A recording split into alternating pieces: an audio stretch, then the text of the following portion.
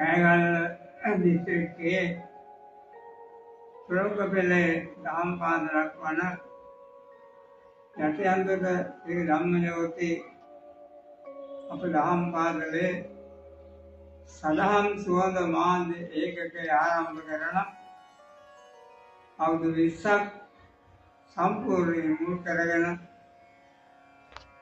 අද සවස් භාගයේ බෝධි පූජා ආදී පුණ්‍ය කර්ම පැවැත්වීමට සූදානම් වෙමින් ඉන්නවා. ඒ පිළිබඳව අපගේ ආශිර්වාදය පළ කරන්න අවස්ථාවක් ලැබී පිළිබඳව බෙහෙවින්ම සතුටටපත් වෙනවා.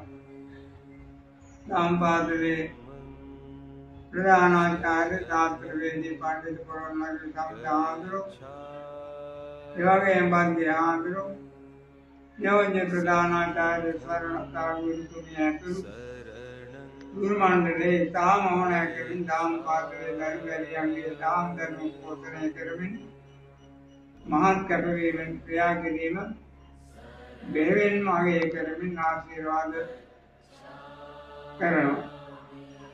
අපලාතට ඉතාමද දහම් දැනුමින් පිරුණු දූදරු පිරිසක් බිහි කිරීමට දායක වීම පළාතේ කාර්යයේ ආඩම්බරයට හේතු වෙනවා. දහම් දැනුම වගේම උතරතාවන් නිදක්වමින් අන්තර් දහම් පාසල තරගාවලියේදී මාණ්ඩලික වශයෙන් දිස්ත්‍රික්ක වශයෙන් පමණක් නෙවෙයි ජාතික මට්ටමින් සමස්ත ලංකා ජයග්‍රහණ පවා ලබා ගැනීමෙන් දහම් පාසල කීර්තියක් ලබා දීමට අපේ ගුරු මණ්ඩලයේ මහත් කැපවීමෙන් ක්‍රියා කරලා තියෙනවා. එවන් කීර්තියක් ලබා දෙමින් සමාජයේ තාමත් ආදාන සම්පන්න වූ දරුවන් ක්‍රියා කිරීම කාගේ ඇගීමට පාත්‍ර වී තිබෙනවා. මේ වගේ වකවානුක දරුවන් පිළිබඳව තරුණයන් පිළිබඳව සමාජයේ නොයෙක් කතා බහ ඇතිවලා තියෙන වකවානුවක්.